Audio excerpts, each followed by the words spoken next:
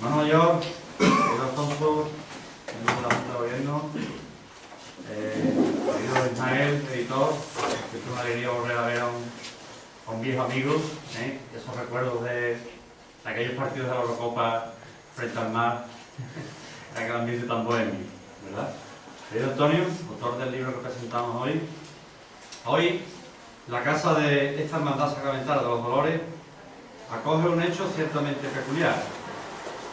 Normalmente son habituales entre esos muros trajín, costales y zapatillas costaleras, los cantos ensayados por un coro de esforzados hermanos empeñados en elevar la solemnidad de nuestros cultos, el papeleo de secretarios y mayordomos empleados en que la cosa siga funcionando, las idas y venidas del instrumental que nuestros hermanos de eventos utilizan para que no falte de nada, el olor a cera y limpia plata que los priostes se encargan de esparcir por esta fecha, y como no, los ratitos de animada y a veces apasionada tertulia en torno a la barrita del patio. Pero hoy asistimos a nada más y nada menos que la presentación de un libro, hecho insólito y primerizo, al menos que yo sepa, en esta casa. Un libro sobre costaleros, escrito por un costalero, uno de los nuestros, Antonio Jesús Jiménez Benítez. Un asunto que evidentemente le apasiona, a tal punto que ha documentado y puesto por escrito la posiblemente primera obra monográfica dedicada exclusivamente a contarnos la historia de los costaleros, su origen, su evolución y su presente. Una figura, la del costalero, que forma parte sustancial de la Semana Santa, esa fiesta tan querida y anhelada por todos los que estamos aquí. No estuvo en su origen y ni siquiera es estrictamente necesario para que pueda realizarse una estación de penitencia, pero ¿quién podría entender hoy la Semana Santa sin el costalero? Nuestro autor es hombre enamorado del costal, del mundo de abajo, por seguir el título de su obra. Lo conocen bien las trabajaderas de la paz, la angustia de los estudiantes, el Cristo de la Salud de San Bernardo o el Niño de Jesús del Salario en la capital, y las de la Piedad, Santa María del Alcor y Nuestra Virgen de los Dolores en el Viso. Y uno que ha compartido con él alguna trabajadera, incluso hombro con hombro, tiene la certeza de que sabe sobre lo que ha escrito. Porque ahí reside una de las mejores cualidades de Antonio, de aquello que le apasiona, el costal, nuestra hermandad, sabe. Y habla de lo que sabe. Pues como buen científico, Antonio es licenciado en química, nuestro hombre escruta y estudia a fondo aquello que le atrae y aquello en lo que cree ciegamente. Quizá él mismo no se ha dado cuenta de que con cierta asiduidad exclama dos frases que le definen claramente. Cuando Antonio defiende apasionadamente alguna de sus muchas ideas, le sale de dentro de ese científico empirista que sabe de la certeza de sus palabras al decir cuando quieras te lo demuestro. Pero también está ese Antonio sencillo, accesible, que no duda en reconocer su ignorancia por algunos temas con un sencillo ni idea. En un mismo hombre, dos posturas, la segura, firme, para demostrar aquello en lo que cree llevar razón, cuando quiera te lo demuestro, y lo humilde para reconocer que el tema del que se le habla no es precisamente el suyo, ni idea. Quienes bien lo conocemos, sabemos de lo que habla. Hace unos días tuve ocasión de hojear su libro, y aun por encima pude entrever que es obra documentada, rigurosa y bien organizada. Estoy convencido de que su lectura será entretenida y grata. En cualquier caso, yo ya me callo, porque aquí es él, como Paco Umbral, el que ha venido a hablar de su libro. Yo estoy convencido de que su lectura merece la pena. Antonio, cuando quieras, por lo demás.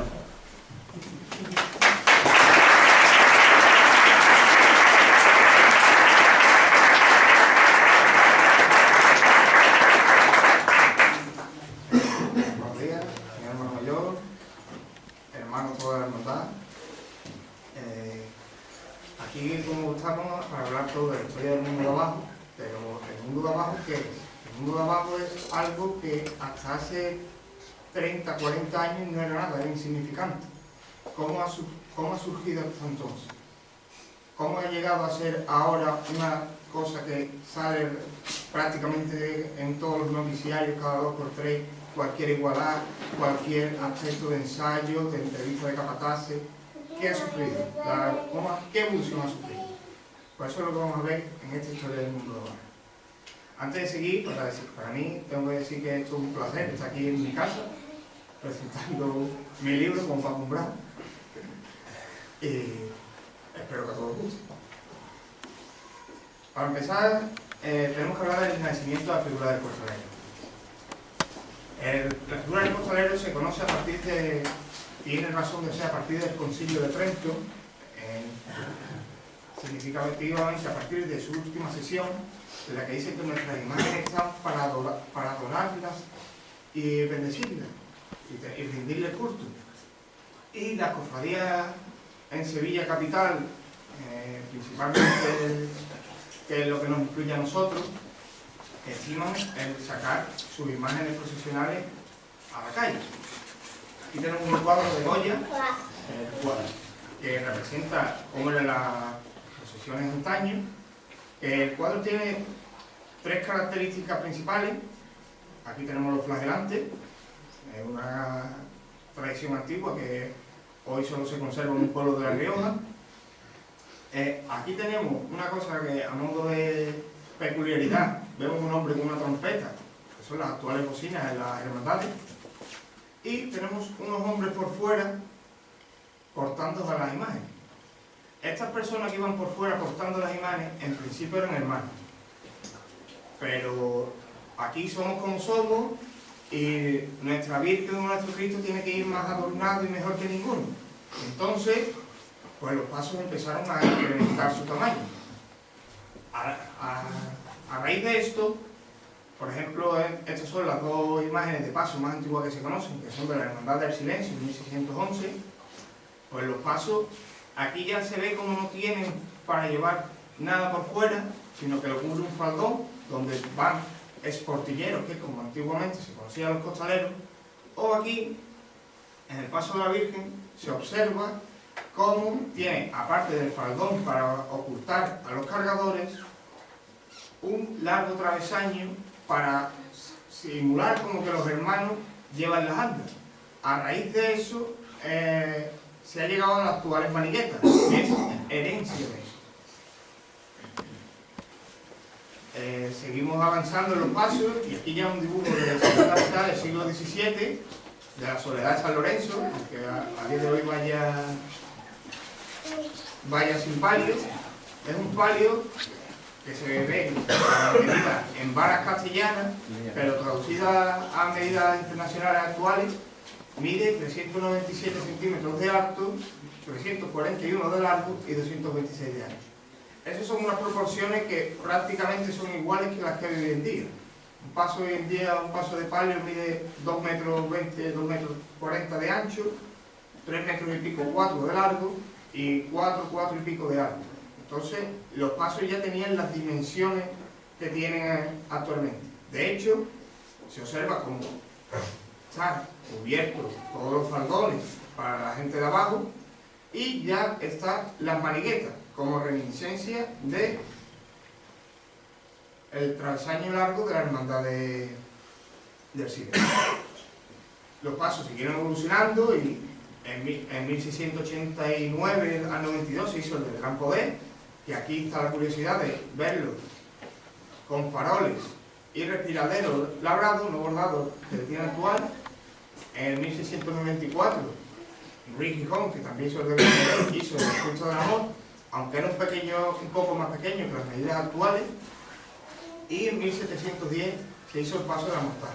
Estos son los 3 pasos más antiguos que se conservan en Sevilla. Y ya tienen unas dimensiones que los hermanos no podían llevarlo por fuera para simular su carga, sino que eran pasos de verdad, con unas dimensiones y un tamaño que costaba trabajo cortarlo. Pero realmente las procesiones que eran importantes en el siglo XVII, XVIII, no eran las procesiones de Semana Santa, era la procesión del Corpus Christi. Para eso el Corpus Christi es Dios mismo. Y en la procesión del Corpus Christi las custodias pues eran monumentales y grandes. Y la custodia pues la llevaban curas en principio, pero ya se ve en 1586 en el Cabildo de Jerez de la Frontera que dice que ayer fue el día del Corpus Christi, se llevaba el Santísimo Sacramento con mucha dificultad, de manera que por su peso no lo podían llevar los clérigos. Ya hace señalización del gran peso de la custodia. Por otro lado, en la Catedral de Sevilla, en un archivo alusivo a la procesión del Corpus, se dice: llévenlo en hombros 14 hombres, los cuales se reanudan 4 veces a diferentes trechos. Estos van vestidos de limpio y confesados y comulgados, porque un género de gente trabajadora, de grande fuerza, que llaman de la compañía, los cuales son cofrades todos de una muy ejemplar cofradía de Nuestra Señora de la Granada. La cofradía a la que aquí hace referencia de Nuestra Señora de la Granada es una cofradía que residía en la Catedral de Sevilla, en el Patio de los Naranjos, y la cofradía la formaban gente, trabajadores de la compañía. La compañía hace referencia a la compañía de descargadores, las personas que se dedicaban a bajar las cargas de los barcos que venían de América. Y aquí tenemos una fotografía en la que se ve pies de costalero con la custodia de Arfe. Esta fotografía es de 1919-20, pues la custodia de Arfe hasta 1931 fue portada por costaleros, hasta 1925 por hermanos de la Hermandad de la Granada y desde el 25 hasta el 31 por costaleros que eran contratados con algún capataz. Y aquí también nos aparece este dibujo que es el que ilustra la portada del libro, que son los conocidos tres facchini. Tres facchini es por la inscripción italiana que viene en italiano, que viene en el dibujo, que dice Facchini che conducere la custodia del Santísimo Sacramento en la procesión de Sevilla, todo en italiano evidentemente. Y si observamos los costaleros estos con los ropajes, el costal es de dimensiones similares a las actuales, son costales grandes, tiene también lo que parece ser una faja que recubre protege la cintura de los costaleros, y lo extraño es los ropajes con los que llevan, que son ropas de abrigo. ¿Vale? Sí.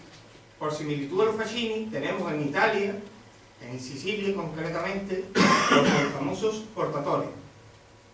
Los portatores sicilianos, aquí se ve otra imagen mejor, usan costales iguales o prácticamente iguales a los que se usan aquí en Sevilla, y que a ninguno os extrañe los costales y la disposición de los costales, porque si recordamos, hasta 1860 Sicilia fue española. Entonces esto es una tradición que se importó de España a Sicilia en los métodos de carga de los pasos. Los pasos estos son templetes que se hacen a la patrona de allí, Santa Elena, y se llaman candelores, porque van todos revestidos de velas, y lo que hacen es alumbrar a la santa. Y así los costaleros permanecieron en la misma forma que los tres facchini hasta prácticamente finales del siglo XIX o principios del XX, en la que los gallegos son personas que son desdeñadas y son menospreciadas porque ocupan el más ínfimo escalón de la sociedad. Por ejemplo, en la novela Sangre y Arena de Vicente Blasco Ibáñez hace referencia a los gallegos y dice que junto a los pasos marchaban mozos con cántaros de agua. Apenas se detenía el catafalco, alzábase una punta de las faldas de terciopelo que ocultaban su interior, y aparecían 20 o 30 hombres sudorosos, purpúreos por la fatiga, medio desnudos, con pañuelos ceñidos a la cabeza y un aire de salvajes fatigados. Eran los gallegos, los conductores forzudos a los que se confundía, fuese cual fuese su origen en esta denominación geográfica, como si los hijos del país no se creyesen aptos para ningún trabajo constante y fatigoso. Obligados a permanecer en este encierro muchas horas, comían agachados y satisfacían otras necesidades. Muchas veces, al alejarse del santo paso tras la larga detención, la muchedumbre reía viendo lo que quedaba al descubierto sobre el limpio original. Como se puede observar, o se puede intuir de las palabras estas, los gallegos eran desdeñados, porque eran los más pobres, personas que su vida era cargar, cargar, cargar. No solo aquí, sino que Eugenio Noel también, haciendo referencia a los gallegos,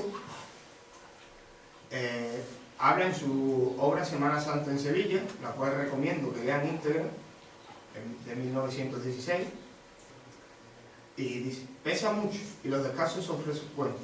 Entonces el paso se apoya en sus bastidores o patas, y los gallegos o cofrades voluntarios toman fuerzas en su fe o en la botella de manzanilla, jaca que llevan en previsión que el mismo Jesús encontraría santa y justa. Las cofradías hacen estación de la penitencia a la catedral por la puerta de la capital. En su rampa suceden cosas graciosas.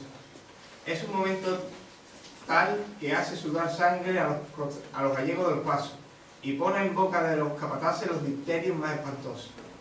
Es fama que las figuras santas de los pasos se tapan los oídos para no escucharlos. Asomarse al foso de los pasos en tan crítica situación es ver una de las calderas de Pedro Botero.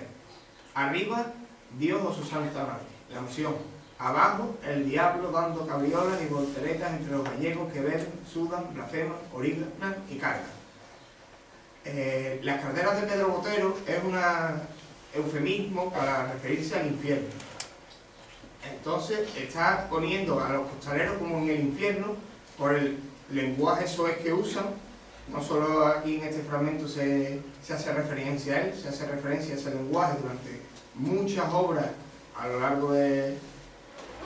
mientras se habla de los gallegos. Y sobre los gallegos no tiene ningún interés nadie, salvo los escritores costumbristas, por el buen trabajo o buena literatura que le dan, porque los costumbristas lo que buscaban es eso precisamente. Pero llega a principios del siglo XX Rafael Franco Luque.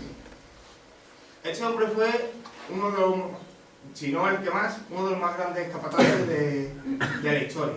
Pues él es el inventor del igualar, impuso el terno negro, traje negro y corbata negra entre los capataces por respeto a las imanes que llevaban, y se les ocurrió que sus costaleros bebían solo agua. Eso de beber vino ni de broma. Así, en 1908 se hizo cargo del paso de la Piedad de Santa Marina, que es como se conocía entonces, a la Mostaja. Al año siguiente le ofrecieron la cofradía del Gran Poder, y al siguiente la cofradía de la Amargura, que es la que fue su cofradía de toda la vida. Junto a Rafael Franco empezó también una gran saga de capataces, que fue Rafael Ariza. Empezó como ayudante de Rafael Franco hasta 1929, en el que se independiza y se hace cargo de la cofradía de San Esteban.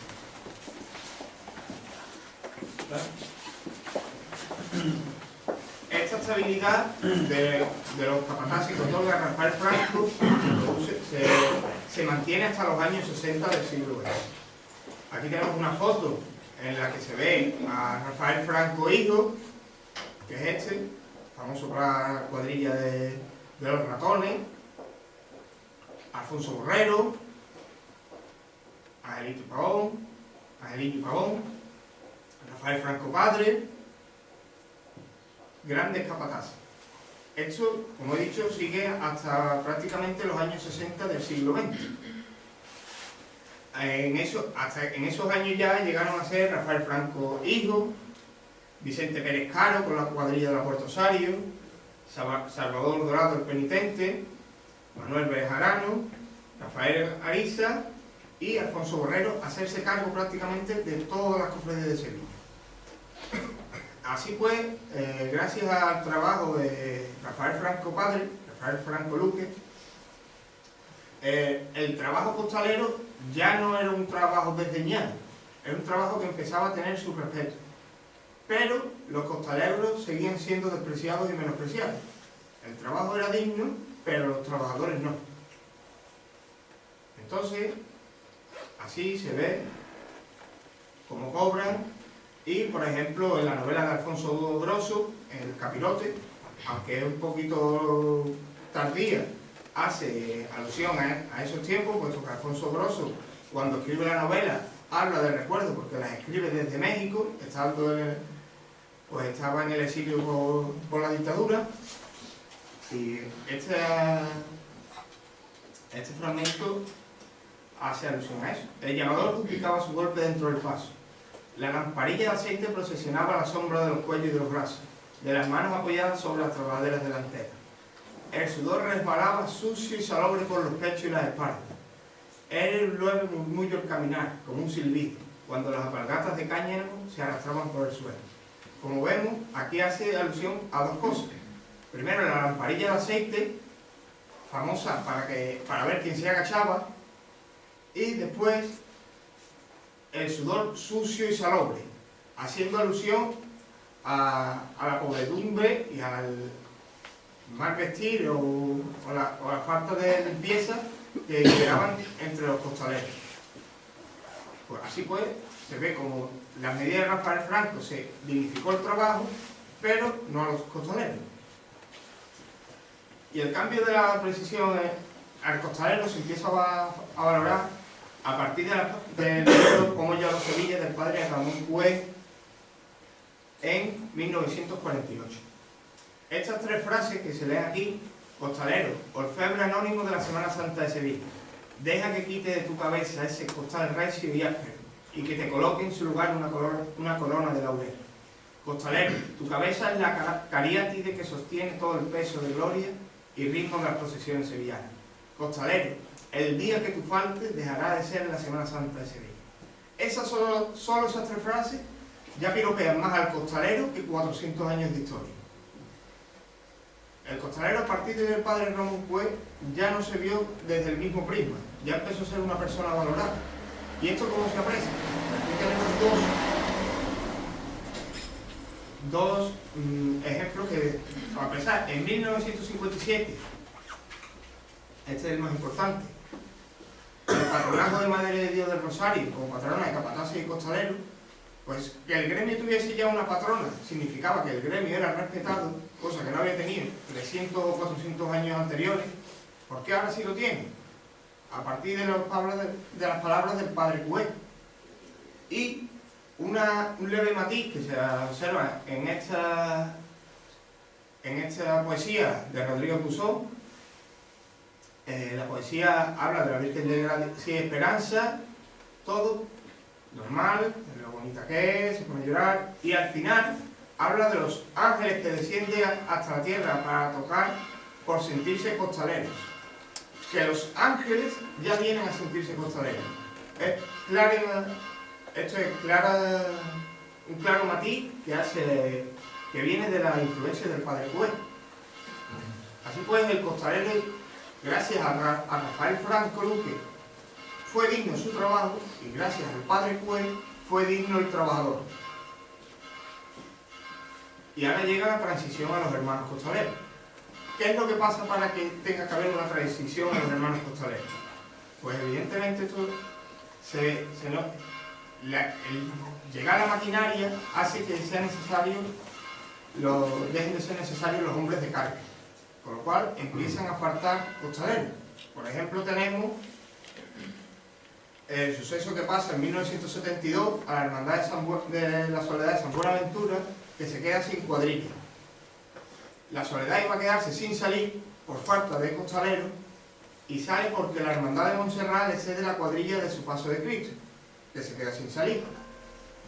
Al día siguiente, Sábado Santo, había en el Santo Entierro, el presidente del Consejo hizo el ofrecimiento a la Hermandad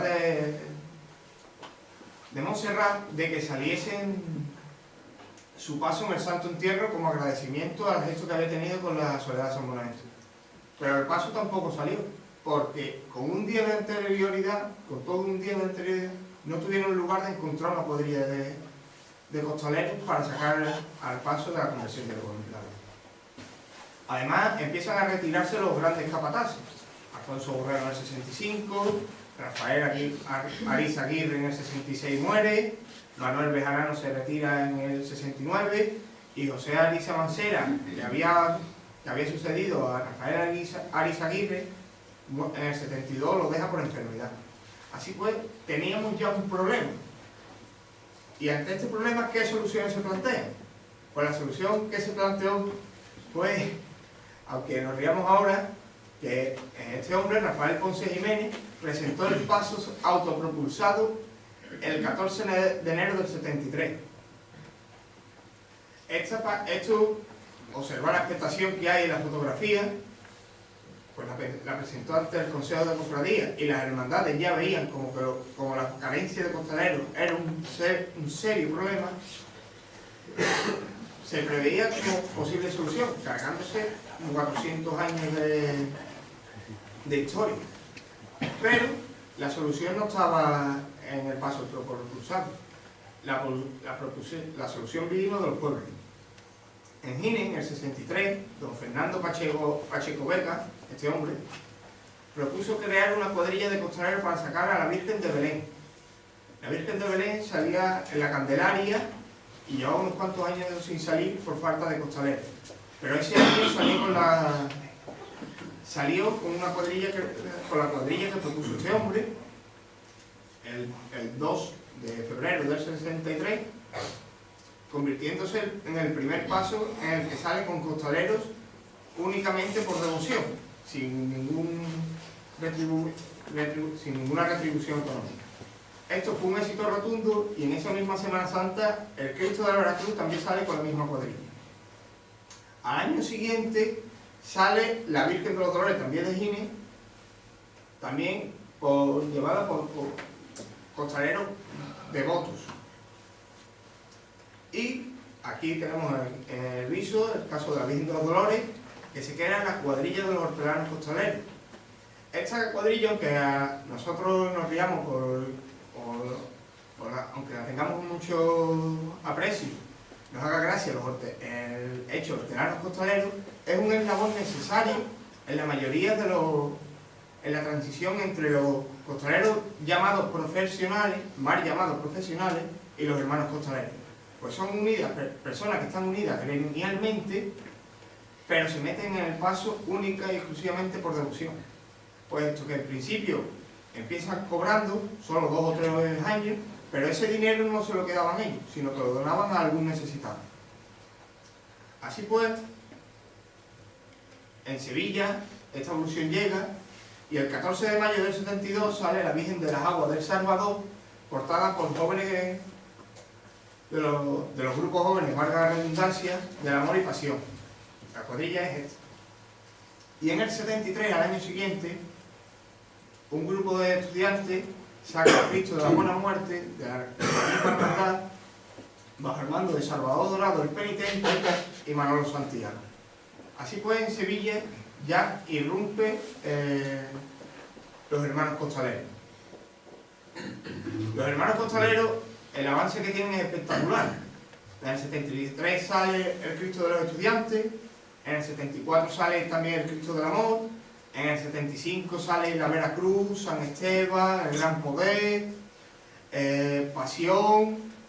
Salen ya pasos de verdad, el Gran Poder y Pasión. El peso que tenía el Cristo de los Estudiantes, el Gran Poder, Pasión, portado por hermanos, es muy importante. Aquí tenemos una fotografía de la primera cuadrilla de Jesús del Gran Poder, y aquí tenemos una fotografía que, como en principio nadie se fiaba de que los jóvenes llevasen los pasos, se hacían pruebas hasta la catedral para ver si eran capaces de llevarlos y traerlos. Aquí tenemos, por ejemplo, la Hermandad de San Benito por El Salvador, con toda la figura secundaria tapada, y la cuadrilla de San Benito en el 78. Esto es durante la prueba y esto es una vez recogido el paso. ¿Y los hermanos costaleros qué es lo que supone? Pues para empezar, a las hermandades tuvieron un gran éxito por un sencillo motivo. Porque fue un ahorro muy importante para la mayordomía. Aquí vemos cuánto se paga a Paquillo en el año 76. 8.900 20 pesetas y observar lo que van cobrando por cofradía. El domingo 1900, el 1600, todo 1000 y pico. 1000 y pico por 30, 40 hombres por paso, pues 30, 40.000 pesetas. Y en aquellos años era un señor dinero. O, por ejemplo, aquí vemos un cofrade, un contrato de Juan José Gómez con Salvador Dorado sobre cuánto costaba una cuadrilla. 138.000 pesetas. Que en aquellos años era bastante dinero también. ¿Vale? Lo que pasa es que los hermanos costaleros tuvieron un problema. No fue un problema, han sido dos desgracias que han ocurrido. La de José Portal en el 86 bajo el ministro de la Salud de San Bernardo y la de Juan Carlos Monte en el 99 bajo el Cristo de la Hermandad del Agua. Es el problema que han tenido. Parece broma o casualidad, fatalidad del destino, que este hecho ya fue anticipado en distintos términos en la novela de Alfonso Grosso, El Capirote. La novela que hemos leído antes, el costalero al final de la novela, perdona que os desvele la novela por si alguien la quiere leer, muere víctima de una enfermedad que tiene. ¿Vale? Y los hermanos costaleros hoy en día, ¿qué son? Pues hay chiquillos que se meten en los pasos, puesto que los costaleros se ven como una tradición, hay cuadrillas con cientos de personas, hay ensayos. Los costaleros actualmente es una realidad que, igual que los costaleros antiguamente eran menospreciados e infravalorados, en la actualidad están muy valorados. Se ve como una tradición, además se ve como un signo de devoción sacar una u otra imagen, y también hay estudios fisiológicos sobre el trabajo del costalero, todo tipo de estudios, el histórico, por ejemplo, este que he hecho yo, sobre los costaleros. Por lo cual los costaleros ya son una realidad. Igual que hace 50 años eran algo que se podría incluso quitar, aunque los pasos perdiesen mucho, hoy en día el costalero, gracias a la evolución, a los hermanos costaleros, es una realidad necesaria en la Semana Santa. Y hasta aquí la exposición. Espero no haber dado mucho el coñazo.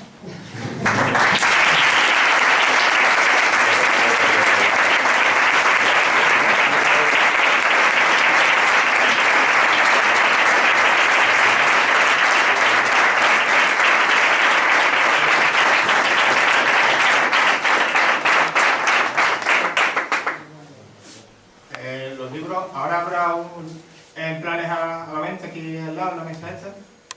Y a partir de mañana estarán en la zapatería de Semana de Seria y salen unos 18 euros para quien los quiera adquirir, ¿vale? Nada más. ¿Si hay alguna pregunta o algo? Yo quiero hacer una pregunta. Es que me he quedado un poco intrigado con la vestimenta de los cargadores, los antiguos costaleros.